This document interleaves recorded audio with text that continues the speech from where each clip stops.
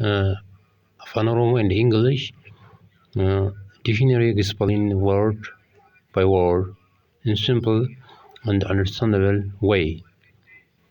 Har'aan kaniin qabadhe isin dhufe chaanala YouTube kiyyaarratti dictionary afaan Arabaa fi afaan Oromoo afaan Ingiliffaa ittiin qabadhe isin dhufe. Jechi jalqabaa to be informed jechuun kan isaa gara afaan Oromoofaatti odeeffachuu ukhbira jechuudha. Primary kan jalqabaa kan gad aanaa isa xiqqaa ibtidaa'iyyaa jedhaniin. Smile jechuun seeqqachuu ibtisama kan kolfuu. Innovate device argachuu uumuu ibtekara.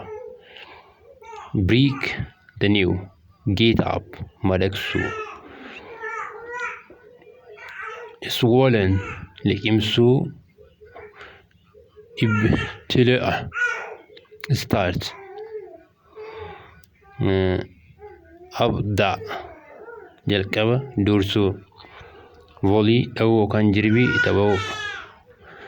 Ibala son child boy born ilma gurbaa ibn. Nifo durbii ilma wasiilaa ilma adaadaa. Ibnu shaqiiq كويس. دربي الموسيلة وقال ما يسمى ابن العام دربي females دبرة. daughters إنتلا. بنت اتجاه كالتي أرجمة bearing or trained. way orientation كجلفما tendency اتجاه الصوارة كجلفما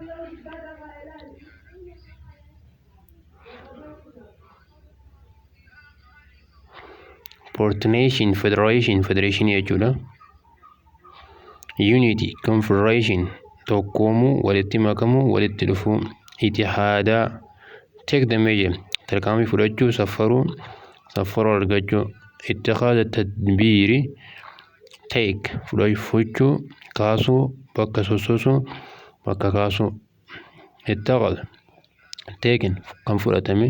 Ittixaadat itisaala contact qunnamuu. Source of contact abbaa qabeenyaa. Itisaalatun musaadiraa. This all about the page 1 question I was taking for you.